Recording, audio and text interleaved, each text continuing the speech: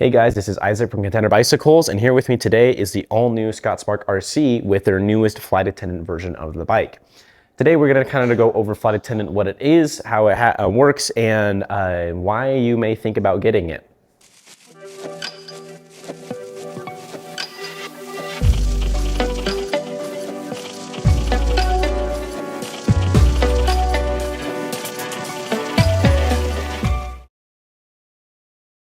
Now, what is Flight Attendant? Flight Attendant itself is an electronic suspension unit that is based off the fork and the rear shock as well, and that determines, based off your ride terrain and your rider input, how to be the most efficient as possible at all times based off of an algorithm. Now, electronic suspension is nothing new.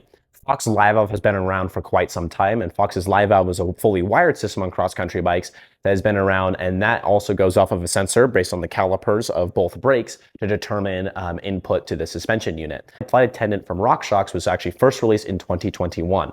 They first released it in 2021 in the enduro and trail scene. You could get Zeb's Pikes and Lyrics with Flight Attendant and matching shocks, but it was not yet available as a cross-country platform.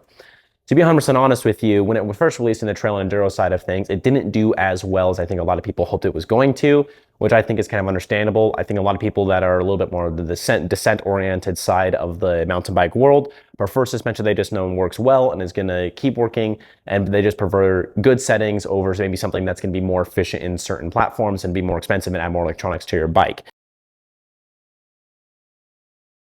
Now, what does this new 2024 cross-country version of Flight Attendant offer to the rider?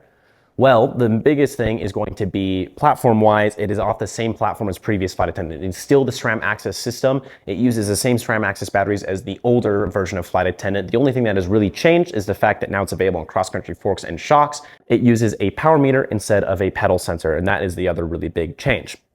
With it being SRAM Access system, that means it is a SRAM Access battery off of your fork and off of your shock, and then your power meter is going to use a CR2032 if it is a spindle-based power meter, and then it's going to use a 2032 for both the shifters as well. And then if it's a left-sided power meter like this bike here, it just uses a AAA battery. Now, with everything still being within the Access ecosystem, it wouldn't be super hard to move to this system. If you don't currently have Flight Attendant and you want to put Flight Attendant on your bike, technically, you don't need a full Access system to use Flight Attendant. Like, you don't need an Access dropper post. You don't technically need to run the left pod shifter. But the more Access components you have on the bike, the easier Flight Attendant system is going to be, and the better it's going to work for you. In theory, technically, the only three things you need to run is the fork, the shock, and the pedal sensor or power meter. Those are the real three components. But if you add in an Access rear derailleur, run an Access drivetrain on Flight Attendant, it's going to work a little bit better because it does kind of determine that the higher into the range of the cassette you're going to be, the more open it might want to be because you might be descending with, but it does take power into account for that. So if you're full on sprinting, it will still lock itself out. And then the other thing that is helpful for Flight Attendant is the dropper post that is a reverb Access from RockShox as well. You don't need to run an Access reverb to run Flight Attendant. It doesn't actually change anything when it comes to Flight Attendant and the way Flight Attendant works. But the benefit of running an Access reverb is the dropper post lever remote. On a normal bike, your dropper post lever remote goes right there, which takes the place of where this pod shifter would sit. And so by running a mechanical dropper post, you actually avoid kind of the ability to run this Access pod. And the nice part about this Access pod is if you have a dropper post like this, when Flight Attendant's fully working and connected, you can use this bottom button right there, just like I did, to turn on the dropper post. And then when you use the top button and hold it, you can use that to actually lock out the fork on your section. Or you can, but you can also change that button to do anything you want. You can use it to, it's what we call like an override system. Now, who is Flight Attendant for? It's really for the day in, day out XC racer, and it's for somebody who wants to get the most amount of efficiency out of the suspension at all times. You can get manual lockouts like a twin lock that Scott has on their non-Flight Attendant bikes, which would be right there, 3-lever system. Or you can get a traditional like twist lock from RockShox as well. And these systems do work great, and they also help XC racers quite a bit. Scott Sports released an article back in around 2018 or 2019 going over Nino Schurter and how many times he used his twin lock on his Spark during an XCO World Cup. They recorded him on the Lenzerheide World Cup course, and during that course, it turns out he uses his lockout around 160 times in the course of the full event. 160 times is a lot of times to use a lockout if you think about it in the course of only a 90-minute race. Now, when Flight Attendant was first raced on a World Cup level ever, it was also in Lenzerheide under Nino Schurter. So same rider, same bike company, same course, and Flight Attendant activated over 1,300 times in that same 90-minute period, and that race he won. That is an obscene amount of times for it to be activating. It is really trying to make you as efficient in all times. The biggest thing it's doing, besides just making you efficient at all times, is also going to be focus. You as a rider you don't have to think about it ever. It is always going to be as efficient as possible, and that is where it's going to be best. The other side benefit of Flight Attendant over like a traditional mechanical lockout system is going to be the differences between the fork and the shock locking out and versus just using a mechanical lockout. A mechanical lockout has two cables. It connects to the fork and shock, which means I'm at the same pull ratio. Your fork and shock lock out at the same time. You throw the mechanical lever into full lock, both your fork and the rear shock go full lock at the exact same time. Because Flight Attendant's not mechanical, it can actually control the fork and a rear shock separately, which means you could have your rear shock fully closed, and then your front fork maybe halfway, or your rear shock halfway and your front fork fully open at the same time for different terrain to be more efficient whenever you need. Now, how does all this data acquisition actually help you as the rider? SRAM calls this, with this new system, they call this adaptive ride dynamics. They're compiling every form of data that they're gathering on this bike, and it is actually stored within the system of the bike itself. It is collecting data from, again, like we talked about earlier, the bike's movement, you as movement as a rider, shaft speeds, is recording the terrain around you, and it's also recording power meters, all being stored by the system. The system itself can use this to determine to be as fast as possible at any given time for you as a rider. But not only is it doing that in real time, but it's also basing it off of your past rides. The Flight Attendant system can store all this information for up to 8 days. So as you ride the system, it learns you, it learns your ride style, and it will adapt accordingly. Again, as we were talking about, the system is based off of your power numbers. They have 4 modes and different power ranges that you kind of have within these 4 modes.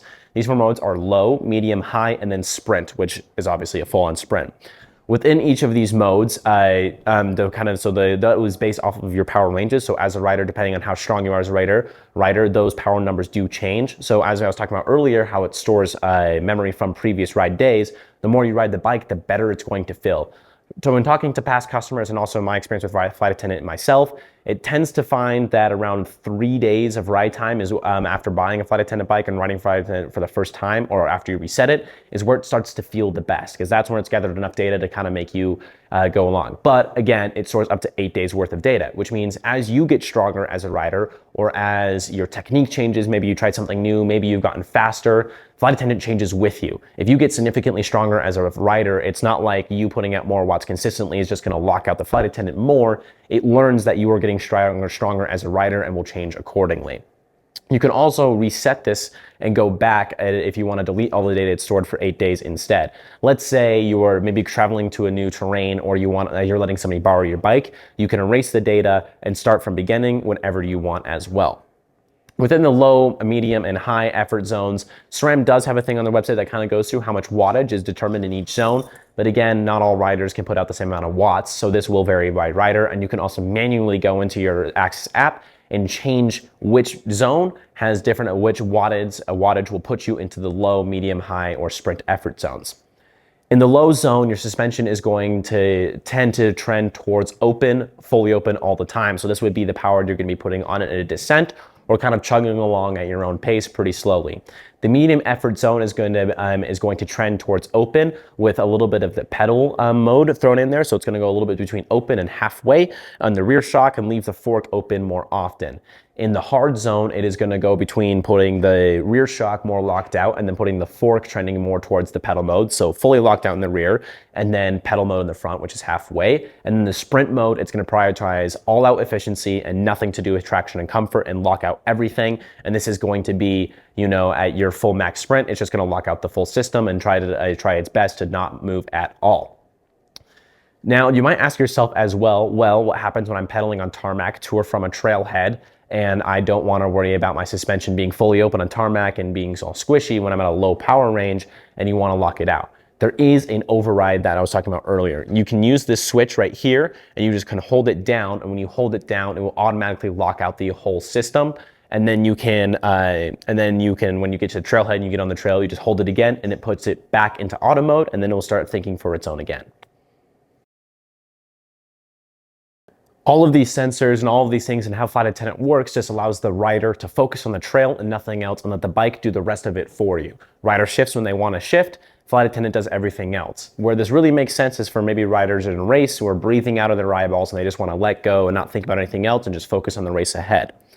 How does all of this work? So with the sensors in the fork, shock, and the gear range, it is going to take into account how much power you're putting through the cranks. The higher power you go, traditionally, the stiffer the suspension is going to get, and then also the fork and rear shock sensors. The fork and rear shock sensors need to work together because they know where they are against each other in space. So if the fork sensor dips down in relation in space to where the rear sensor is, that's how the bike knows it's tipped downhill, or the vice versa, uphill, left and right, side to side, anything, and that's how the bike can know whether it's cornering, going uphill, going downhill. And also, it can also sense shaft speed within the fork and the rear shock as well. Let's say you are going off of a jump and you push into the lip of a jump. Pushing into the lip of a jump causes compression on the fork, but it's a very low speed movement. Compression into the lip of the jump with that low speed movement can tell the algorithm, hey, this guy is pushing into the lip of a jump and he's about to go off. And then it also knows when you're in the air because the suspension is completely unweighted, and that way it can open up fully before you land. All these things can happen extremely fast, faster than you can blink your eye, which is really, really awesome. And you can also notice the difference between high shaft speeds and low shaft speeds, which means when you hit a square edge, a rock or feature like a rock garden, that really quick square edge hit is also going to open up the suspension. And this is also in addition to the power as well. Like if you are pedaling super hard, so the suspension's a little bit firmer, but then you hit a rock, it's going to open fully and then absorb the impact from that rock faster than you're going to be able to notice it. Now, when it comes to battery life, this uses 4 axis batteries total. One in the dropper, one in the rear shock, one in the fork, one in the rear derailleur, and then 2 CR2032 batteries in the pods, and then an additional CR2032 or AAA in your pedal sensor / power meter. With all of these, the CR2032s, the AAA battery on the pod shifters and the power meter, you're probably going to get about 1.5 years to 2 years of battery life out of those items. And then for the axis that you actually have to recharge, you're probably going to get anywhere around 20 to 30 hours of ride time is what is quoted by SRAM. In my personal time on Flight Attendant riding it around outside, I had about 15 hours of ride time on Flight Attendant, and it stayed alive for the whole time. I never charged it for the time I was able to spend on the system. So I'm assuming that claim 20 to 30 hours seems accurate because mine never even started flashing red by the end of my 15 hours on the bike. Now, there are some people who kind of talked about maybe I don't want a bike that's thinking for itself all the time, and am I stuck with a bike that does all the thinking for me and I've got no input on the bike at all? And while that is a valid concern, most of the time the auto mode is where most people stay in, but if you don't want to use the auto mode, you don't have to. There's actually 3 modes that Flight Attendant can be in. It can be in full auto, which uses the adaptive ride dynamics we were talking about. You have the override we were talking about, but you also have a full manual mode.